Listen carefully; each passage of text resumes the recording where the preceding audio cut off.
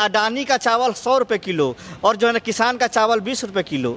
ये कहाँ का इंसाफ है कि जब गरीब का बेटा स्कूल जाता है तो पीठ पर बोरा और हाथ में कटोरा और 2 वक्त के खाने के लिए मोहताज होता है। यही देश का दुर्भाग्य है जनाब। दूध, दही, आटा, चावल पे कभी टैक्स नहीं लगता था, नरेंद्र मोदी की सरकार ने टैक्स लगा दिया। भगवान राम के नाम पे जो जमीन था अयोध्या के अंदर, उसको भी अडानी अंबानी को बेच दिया गया। तो ये सरकार जब भगवान राम की नहीं हुई तो देश की जनता की क्या होगी। इस दौर में इंसाफ का एहसास नहीं है, मिलता है उसे जाम जिसे प्यास नहीं है। वो नहीं समझ रहा कि मैं प्यासा हूँ, मैं बेरोजगार हूँ। 700 किसानों ने अपनी जान दे दी, लेकिन नरेंद्र मोदी जी उनका भी दर्द नहीं जाने। जंतर मंतर पर धरना देती रही साक्षी मलिक कि हमारे साथ शोषण हुआ है, आप हमें न्याय दीजिए।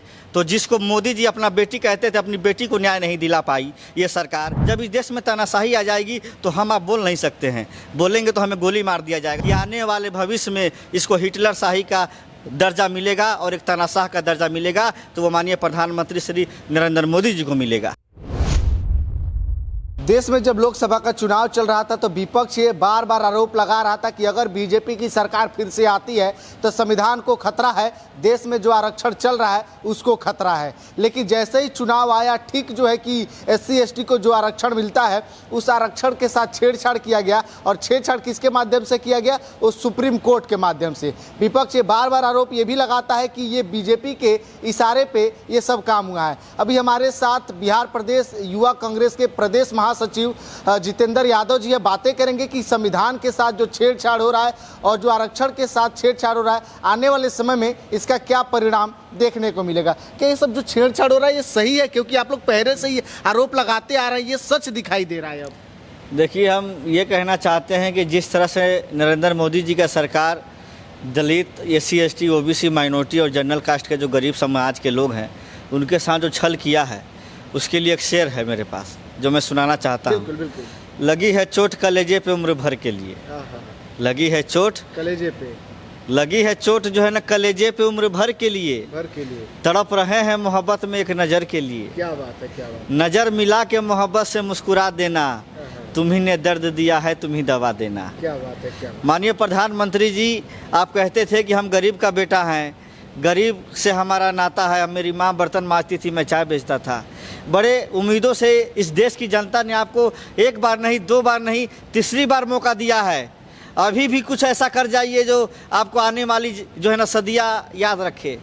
किसी का हक मारकर, किसी के दूध दही पे GST लगाकर, किसी की रोटी पे GST लगाकर, किसी के भात पे GST लगाकर क्या साबित करना चाहते हैं? तो उस टैक्स से देश का ही तो विकास हो रहा है ना। हम आप जो टैक्स दे रहे हैं रोटी पे, दाल पे, चावल पे, उससे स्टेडियम बन रहा है, देश में एक्सप्रेसवे बन रहा है, फ्री का जो है कि बहुत सारी सुविधाएं मिल रही है आपको। अच्छा, एक चीज़ बताइए, अडानी अंबानी जी का टैक्स क्या माफ़ हो जाना चाहिए? 16 लाख जो है ना करोड़ का कर्ज जो है चंद पूंजीपतियों का माफ़ कर दिया गया है नरेंद्र मोदी जी की सरकार में। और वो 16 लाख जो है ना करोड़ का अगर टैक्स लिया जाता भारत सरकार के द्वारा तो 16 लाख जो है ना करोड़ में बिहार, उत्तर प्रदेश, झारखंड, छत्तीसगढ़ जैसे बहुत सारे राज्य हैं जहाँ पे तरक्की होती दिन रात। तो गैरों पे रहम, अपनों पे सितम, जाने वफा ये जुल्म न कर। अच्छा, आज से 10 सालों पहले अडानी का कोई नाम तक नहीं जानता था, अचानक 10 साल में अडानी के पास इतना धन संपत्ति कहाँ से आ गया? हम ये तो माननीय प्रधानमंत्री जी बताएंगे कि जिस जो है ना कोरोना काल में बड़े बड़े देश के पूंजीपति लोग भिखार हो गए और देश का युवा बेरोजगार पर जो बेरोजगार हो गया, देश का जितना कारोबारी था सब रोड पर आ गया और अडानी रातों रात जो है ना अरबों खरबोपति बनते चले गए। तो हमने जानकारी निकाला तो पता चला कि एयरपोर्ट अडानी जी का, रेलवे अडानी जी का, NTPC अडानी जी का, भारत सरकार में जितने जो है ना सरकारी संस्थाएं बहुत, 9 रत्न मंत्रालय हैं, 9 रत्न कहा गया उन्हें, 9 रत्न कहा गया। वो सारी मंत्रालयों पे कब्जा अडानी जी का हो गया और अडानी जी को फ्री में दिया गया। बताइए, लाल किला जैसा जो है ना धरोहर जहाँ से देश के प्रधानमंत्री झंडा फहराते आए हैं, उसको डालमिया ग्रुप को दे दिया गया, गिरवी रख दिया गया। तो ये सरकार जो है किस अंदाज में काम कर रही है कि एक तरफ अडानी का जो है ना चावल खरीदने जाएंगे तो आपको 1000 रुपये में 10 किलो मिलेगा, और वहीं अगर आप किसान से जाइएगा धान खरीदने तो वो 12 रुपये किलो बिकता है, वही चावल 20 रुपये किलो बिकता है। तो आप समझिए कि ये अडानी का चावल 100 रुपये किलो और जो है ना किसान का चावल 20 रुपये किलो, ये कहाँ का इंसाफ है? अडानी का टमाटर जब पैक होके आता है तो उस पर लिखा जाता है 100 रुपये MRP, और जब वही किसान अपने खेत से लाता है टमाटर जो मंडी में, तो उसको 10 रुपये 5 रुपये नहीं मिलता है। क्या कारण है इस देश में? क्या सिर्फ ये देश अमीरों के लिए बना है, गरीबों के लिए ये देश नहीं है? क्या मोदी जी सिर्फ अमीरों के प्रधानमंत्री हैं और सिर्फ अडानी और अंबानी के घरों में शादी में जाने के लिए हैं? हाथरस में जो दलित बेटी बलात्कार हुआ, क्या वहाँ मोदी जी जाकर उनका हाल नहीं जान सकते थे? मणिपुर में जिस महिला दंगा करके जो है घुमाया गया, उस महिला का दर्द नहीं जान सकते हैं? हाथरस में जिस तरह से अभी एक जो है दुर्घटना घटा जिसमें 122 लोग मारे गए, उस जो है दुखियारी से नहीं मिल सकते हैं। लेकिन ये प्रधानमंत्री जी चंद जो है अरबपति खरबपति के प्रधानमंत्री बन के रह गए। इस देश की जनता ने जो उन पर विश्वास किया था, जो उन पर एतबार किया था, उन्होंने सारे एतबारों को तोड़ दिया, सारे उम्मीदों पर पानी फेर दिया। आज देश की जनता पूछ रही है कि हमने जिसको अपना मसीहा समझा वही हमारा जालिम निकल गया। इस जो है सरकार ने, जैसे रावण ने सीता का जब अपहरण किया तो साधु का भेष बनाया। माँ सीता समझी कि ये तो कोई दुर्वेश है, कोई ऋषि मुनि है, चलो भिक्षा दे देते हैं। और जब वही माँ सीता गई तो उनका अपहरण हो गया। उसी तरीके से मोदी जी भी साधु का रूप बना करके आए, गरीब का रूप बना करके आए, दुखियारी का बेटा का रूप बना करके आए, चाय बेचने वाले का रूप बना करके आए। जब जनता ने सोचा कि ये तो हमारा मसीहा है, हमारा हमदर्द है, और जब उसके जो है गए करीब वोट दे के जब प्रधानमंत्री बनाया तो ये तो रावण निकल गए। उनका अपहरण होने लगा, गरीबों का हक मारने लगा, जो है ना उसका अधिकार छीनने लगा। क्या कारण है कि जब गरीब का बेटा स्कूल जाता है तो पीठ पर बोरा और हाथ में कटोरा और 2 वक्त के खाने के लिए मोहताज होता है, और वहीं अडानी और अंबानी की बेटे की शादी होती है तो 16,000 अरबों खरबों रुपया खर्च हो जाता है। यही देश का दुर्भाग्य है जनाब कि एक तरफ लोग 2 वक्त की रोटी के लिए मोहताज हो रहे हैं और एक तरफ रोटियों को लात मारा जा रहा है। वहाँ घी में लगी हुई रोटी कोई खाने वाला नहीं है, और एक तरफ जो है ना टूटी रोटी, बासी रोटी तक मिलने को तैयार नहीं है। यही भारत का नक्शा है। एक चीज़ मैं आपको बताना चाहता हूँ, दूध दही आटा चावल पे कभी टैक्स नहीं लगता था। नरेंद्र मोदी की सरकार ने टैक्स लगा दिया। विकलांगों को जो मिलती थी आरक्षण उसको ख़त्म कर दिया। सीनियर सिटीजन जो रेलवे में सफ़र करते थे उसका आरक्षण ख़त्म कर दिया। उनका जो अधिकार होता था वो सब छीन लिया गया। मैं कहना चाहता हूं माननीय प्रधानमंत्री जी, आप तो साधु का रूप बना करके आए। गरीब का जो है ना बेटा बोले मैं चाय बेचने वाला हूं, मेरी माँ बर्तन मांजती थी। जब आपको जनता ने मौका दिया तो आपने उसी जनता को छलने का काम किया। हम भिक्षा भी मांगे हैं, हम बायोलॉजिकल है ही नहीं, हम गॉड गिफ्टेड, ये सब क्या बोलते रहते हैं प्रधानमंत्री। आप समझिए कि वो एक जगह गए तो उन्होंने कहा कि मुझे माँ गंगा ने बुलाया है, मेरी माँ तो गंगा है।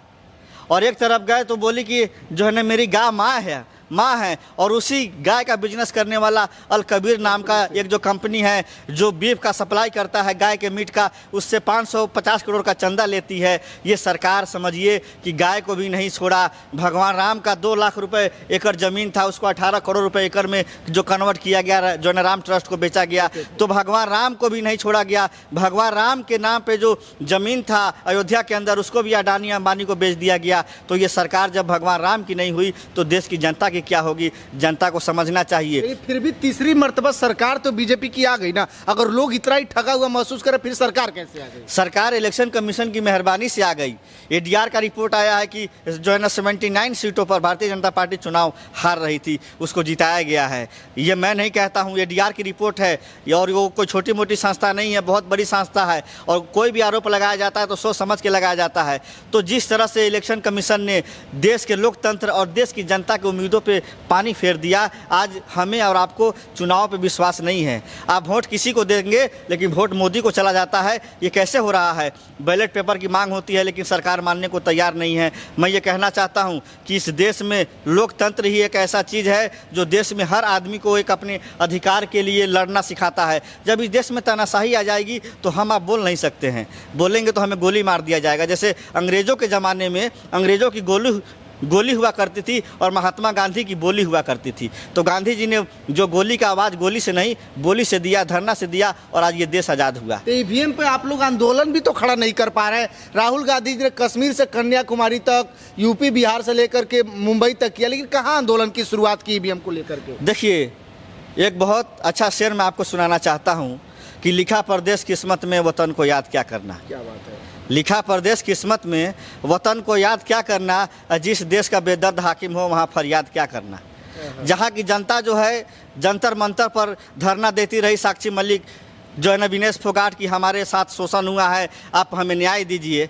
तो जिसको मोदी जी अपना बेटी कहते थे, अपनी बेटी को न्याय नहीं दिला पाई ये सरकार। और वो किसान जिसको कहते थे नरेंद्र मोदी कि जय जवान जय किसान हमारे जो परिवार जैसे हैं, वो किसान दिल्ली के बॉर्डरों पर कई सालों तक धरना देते रहे। 700 किसानों ने अपनी जान दे दी, लेकिन नरेंद्र मोदी जी उनका भी दर्द नहीं जाने। और जब उत्तर प्रदेश का चुनाव आया तो हाथ जोड़ के माफ़ी मांगे, और उसको क्या नहीं कहा, खालिस्तानी है, नक्सली है, उग्रवादी है, और बाद में उनसे माफ़ी मांगे कि हमसे गलती हो गई। तो ये सरकार जो है इस तरह की सरकार है कि आने वाले भविष्य में इसको हिटलर शाही का दर्जा मिलेगा और एक तानाशाह का दर्जा मिलेगा, तो वो माननीय प्रधानमंत्री श्री नरेंद्र मोदी जी को मिलेगा। अच्छा, देश की बेटी पार्टी की बेटी कैसे बन सकती है?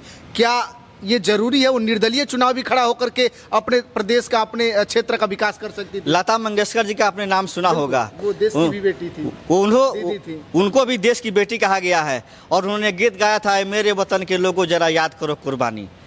और उनको अटल बिहारी वाजपेयी जी अपनी सरकार में राज्यसभा भेजे थे। तो क्या वो सिर्फ बीजेपी की बेटी रह गई? वो पूरे देश की बेटी हैं। बिल्कुल। APJ अब्दुल कलाम बहुत बड़े साइंटिस्ट थे। उन्होंने देश के लिए एक से बढ़कर एक जो है ना परमाणु मिसाइल, रॉकेट मैन कहा गया उन्हें, और ऐसे ऐसे हथियार बनाए जो आज हिंदुस्तान की तरफ अमेरिका जैसे देश को भी ताकने में डर लगता है, इतनी सुपर पावर है। और उसको अटल बिहारी वाजपेयी ने राज्यसभा में भेजा। तो क्या APJ अब्दुल कलाम सिर्फ जो है ना बीजेपी के लिए हैं? ऐसा तो नहीं हो सकता, वो पूरे देश के साइंटिस्ट थे।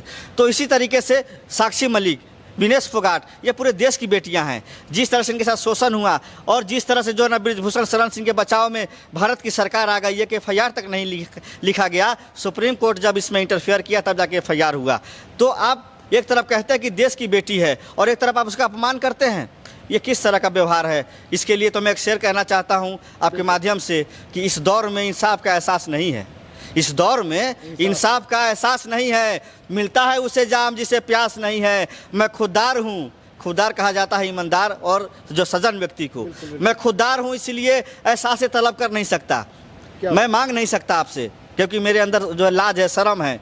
मैं खुददार हूँ, इसलिए एहसास तलब कर नहीं सकता। साकी ये समझता है मुझे प्यास नहीं है, जो पिलाने वाला है वो सोचता है ये प्यासा नहीं है, ये तो ऐसे ही घूम रहा है। लेकिन वो नहीं समझ रहा कि मैं प्यासा हूँ, मैं बेरोजगार हूँ, मैं इस समय जो है परेशान हूँ। मेरा देश जो है बर्बाद हो रहा है, चंद अडानी अंबानी के हाथों में जा रहा है, और देश का 90% लोग रोड पे आ रहे हैं, और चंद पूंजीपति देश में तरक्की कर रहे हैं, और सारा का सारा मामला चंद लोगों के हाथों में हो रहा है। तो हमें डर लगता है कि देश का गरीब का बेटा डॉक्टर इंजीनियर कैसे बनेगा? 18% GST गरीब का बेटा कहाँ से लाएगा? अच्छा, सोने चांदी हीरे मोती पे मात्र 3% GST और एजुकेशन पे 18 से 28% तक GST। इसलिए GST लगाया गया है कि गरीब का बेटा गरीब रहेगा, तभी तो हमारी गुलामी करेगा, तभी तो जय श्री राम कह के हमारे साथ दंगा करेगा।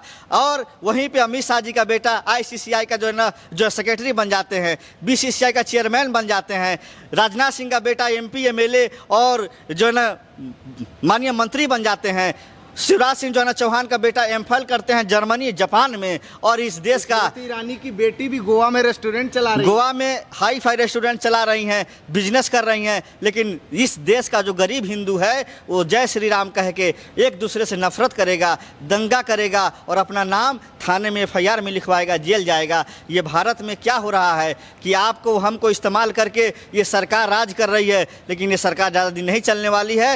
ये जनता जान गई है कि ये ढोंगी है और ये सिर्फ जुमलेबाजी करते हैं, हमको लूट रहे हैं। और एक चीज़ मैं बता दूं, भेड़िया ज़्यादा दिन शेर का रूप जो बदल के शेर नहीं रह सकता। एक दिन बारिश होगा, उसका रंग झड़ जाएगा और वो भेड़िया ही रह जाएगा। हरियाणा चुनाव में क्या इस बार बदलाव होगा या बीजेपी तीसरी मर्तबा सरकार बनाएगी? हरियाणा की एक ही है पुकार, जवान पहलवान और किसान इनको देना है सम्मान।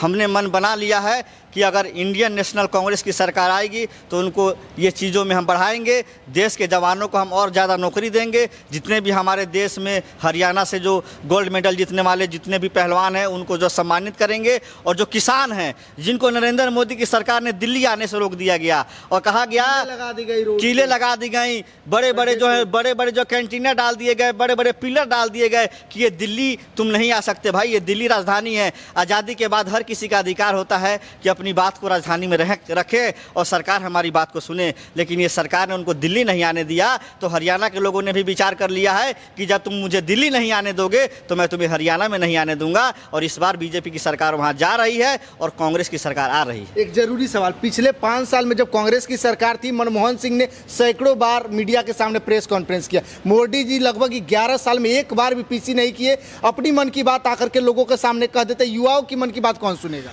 देश के माननीय प्रधानमंत्री जी किस मुंह से मीडिया के सामने आएंगे? मीडिया के सामने आएंगे तो उनको जो है ना सवालों का जवाब देना पड़ेगा कि आपने जो 2 करोड़ युवाओं को रोजगार का वादा किया था वो कहाँ गए?